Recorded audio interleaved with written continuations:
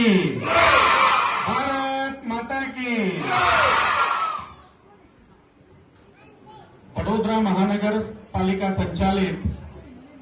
नगर प्राथमिक शिक्षण समितिની ડોક્ટર સીવી રામન પ્રાથમિક શાળા ખાતે આયોજિત કન્યા કેળવણી મહોત્સવ અને શાળા પ્રવેશોત્સવ 2025ના શુભારંભ પ્રસંગે આપણી વચ્ચે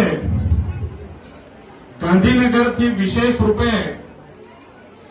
બાળકોના પ્રાથમિક શિક્ષણની વાવણી કરવા, બાળકોના પ્રાથમિક શિક્ષણની જાળવણી કરવા, બાળકોના પ્રાથમિક શિક્ષણની લાગણી કરવા